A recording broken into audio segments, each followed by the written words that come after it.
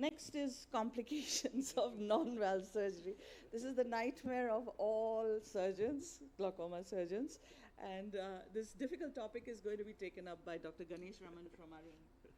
Thank you, Dr. Vanita. Nice to be here. Thank you for the invitation. I thank AAOS for the opportunity. So I'll be speaking to you on complications of non-valve device. We saw how meticulous the surgery has to be, but unfortunately complications do occur. And as with complications and with this laptop, we are all having the same issue. So it has, I think AI has crept into it. So as mentioned previously, hypotony is a significant factor. If you see the Indian studies as well as early and late complications, you still have significant hypotony with the non-valve devices. And our formative years of learning RD, we published in 2019, and a series of complications, and shallow chamber with hypotony was quite significant compared to even other studies. So the first thing which is what Dr. Vanita mentioned is prepare the tube outside. So this is something which you should know. So in the first few tubes, you may have a beginner's luck. Then after that, you get overconfident, and then you get something like this. So this is something which I'm sure everybody has experienced. So best thing is to have another tube. And the other trick is that nice published article is that you could remove the small bit which is attached to the plate. Remove that, you could pluck it out, but it's quite difficult. It's actually molded nicely. And then insert the remaining tube into the opening, and then if you want, you could tie it with a suture, and then you could continue to proceed with the surgery. But be careful, it may not have a very snug fit. So shallow chamber and hypotony, especially when multiple tracks are made. So if you have multiple attempts into, that's what happens initially. So you have to make sure that you suture each entry separately. If they are all bunched together, put a suture, infinity suture all over, make sure those don't leak. And very peritubular leaks, definitely, if the aqueous can flow into the tube, it can also flow outside of it through the channels. And one thing which you have to understand is you can control the point of entry, but very difficult to control the point of exit. So where you're going to exit comes with many years of experience. And avoid using tooth forceps. This was alluded very nicely by Dr. Amit. And avoid using sharp tooth forceps, especially when you're suturing. So when conjunctiva is covered and patch graft is covered, inadvertent suture use of those forceps can cause trauma to the tube. And if you have slightly higher incidence of hypotony compared to a non-valve device, compared to a valve device, about 4.37% more than AGV. And malposition and plate exposure, you can see that the plate is not actually in a correct position. You can see a little bit of plate exposure here. So sometimes if you're not hooked the muscles properly, you may split the muscles, the plate may go in, and then after that, after you're sutured everything, after a few days, you get an idea like this. And this is what causes motility disorders, diplopia, ptosis, if you have a plate exposure, which you can see nicely in this quadrant here. This area, you have a plate exposure, and that's the ridge of the RD device. Tube exposure, if you look at this patient here, nasally, you'll have a small area of tube exposure. Once you retract, you see how much the peritubular leak, actually aqueous has a lytic property. Wherever it enters, it will melt the tissues which are foreign to it, sutures, patch graft, everything. So this is what has happened. And if you notice, instead of taking the tube more nasally, the surgeon has done it more temporally. So exposure to that causes all these issues. And also compressive forces of the lid over this area will cause tube exposure. So this patient has a bleb here. So what we did is we redirected the tube, just like Dr. Vanita mentioned, through the PI into the anterior chamber. So we were able to use the tunnel and track technique, which I do. It's a total 8mm tunnel.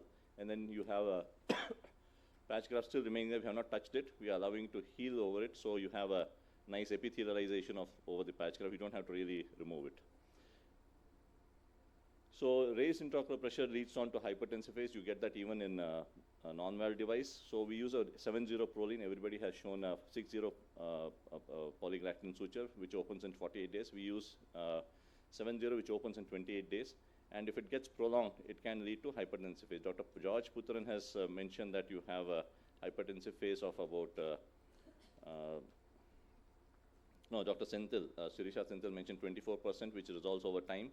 And Dr. George Putran, in his series, he has shown that by about 6 months, 94% of the cases of the hypertensive phase with a non-valve device sort of resolve with medication. and they had end result was not different between people with hypertensive phase, without hypertensive phase, and 16% of refractory pediatric glaucoma will have a hypertensive phase. So another thing which you have to see is we are all taught to leave a little longer length of the tube on the sclera. So you make a C-shaped loop or S-shaped loop, and that if loop is very sharp bent, then that can cause a prolonged hypertensive phase. That you have to keep that in mind. You might have to go back in and sort of readjust the tube. So just keep that in mind again. And this is what Dr. Vanita also showed. You have a nice diffuse bleb, but then this leads on to hypertensive phase. Endophthalmitis is a serious complication. In the TVT study, as mentioned, as 1% at 5 years. And exposed implants have a higher rate of infection, 16% compared to 1%. And exposed inferior GDDs definitely have severe high chance of infections, 47% versus 8% in the superior. Younger patients aged less than 18 years have higher incidence of endophthalmitis. Sorry, and so what do? You have to explant it and do also vitrectomy. Removing the nidus helps while you explant it and lowers the rate of evisceration, enucleation, which is actually 15%, but unfortunately does not lower the rate of phthisis.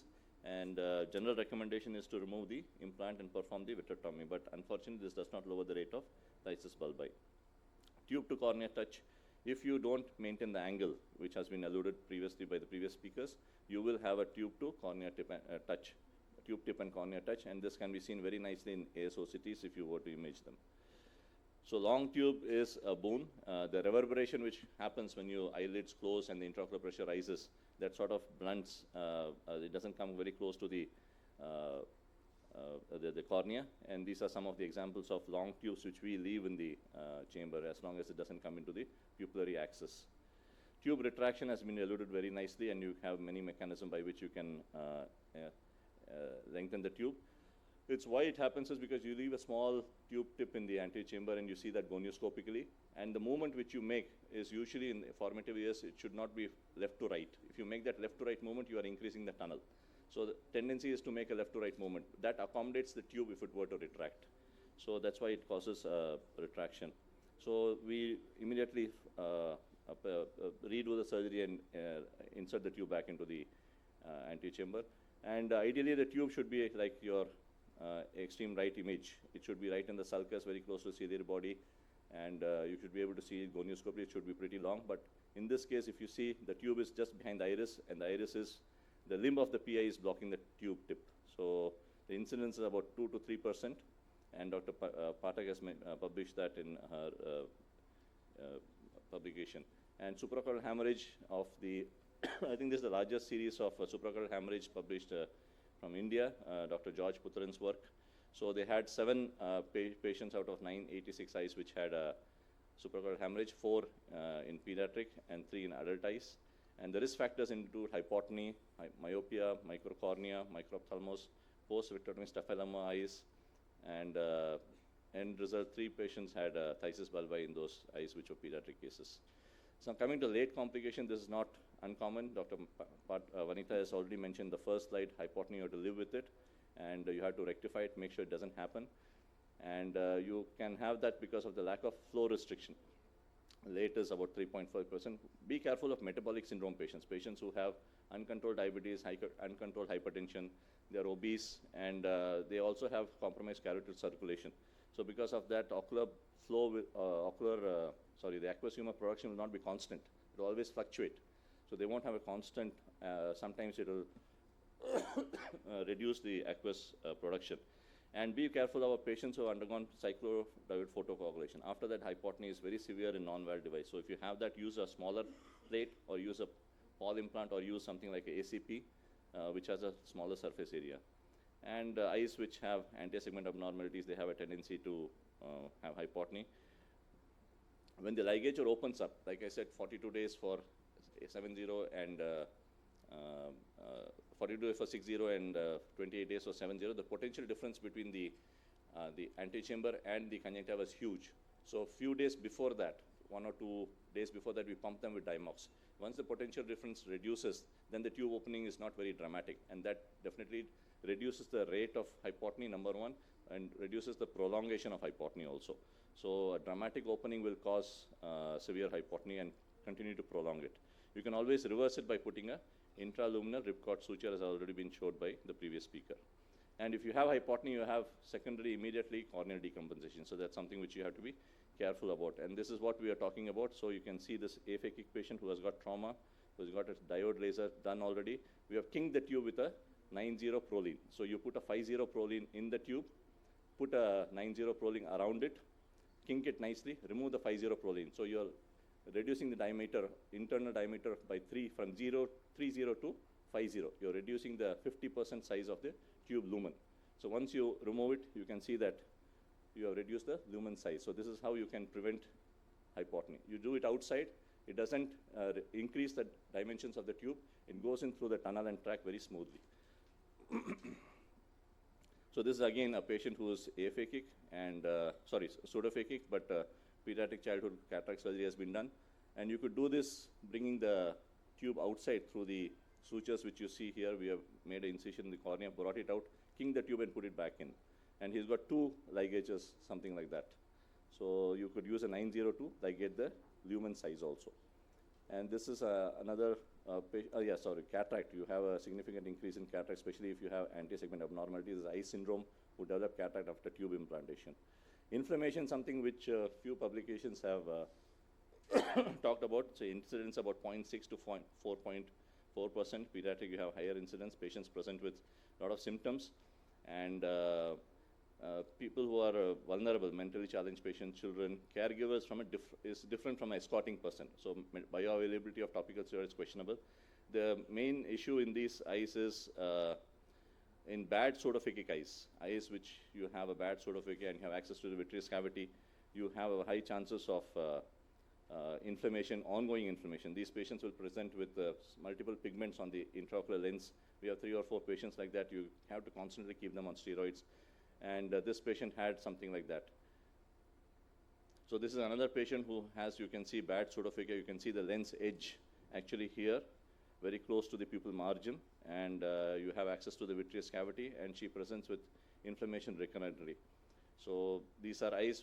The logic here, we are not able to understand why this happens, but I feel that you have a 2-way flow in the non-viral devices. The flow from the conjunctiva can also enter into the cornea or into the antechamber, and that causes rebound inflammation constantly. So you have phases of hypotony and hypertensive phase. Sometimes the pressure is low, sometimes the pressure is high, and this causes constant inflammation. So this is the reason we have seen it only about 4 to 5 patients, but they're very difficult to treat, become intractable uveitic patients. And this patient has uncontrolled diabetes always, so this could also be another reason for inflammation. Corneal decompensation is a serious issue. Tube exposure, as we mentioned, it can happen very late also. And beware of ongoing strabismus, exotropia, esotropia. So if you have a exotropic eye and you put the tube intranasally, very high chance of nasal exposure, because the tube, the tension track, the tension caused on the conjunctiva is huge by the lid margins and other things. So you have exposure. If you have a esotropia and you put the tube in supratemporally, you have a very high chance of exposure. So be careful with strabismus, pre-existing strabismus. So this patient did not have a patch graft, but you can see that it's exposed because of constant rubbing of the eyelid, and then we redirected the tube into a different space, and then she's doing well now. Endophthalmitis, late tube issues can cause endophthalmitis. So this patient, if you see a pus, this patient had a peritubular pus collection. Okay, it can be seen very clearly here. You compress the conjunctiva, the pus will ooze transconjunctivally. You could culture it. And then you put the gonioscope, you see a cuff of pus all around the tube. So this has to be explanted. So this was published in Ophthalmology Glaucoma as a picture and perspective. So endophthalmitis, you have a very high chance in pediatric age group. ABC study mentioned 2%, TVT 1%, and our own series had 1% incidence. So tube blockage, it can be blocked by vitreous, iris, tube movement can also block the tube tip, and you have a loose Sommering ring that can also block the tube. So I'll stop here. In summary, GDs are a big boon for glaucoma surgeons. Principles of surgery have to be adhered to very strictly, and you have a significant learning curve, but it's not insurmountable. Thank you very much.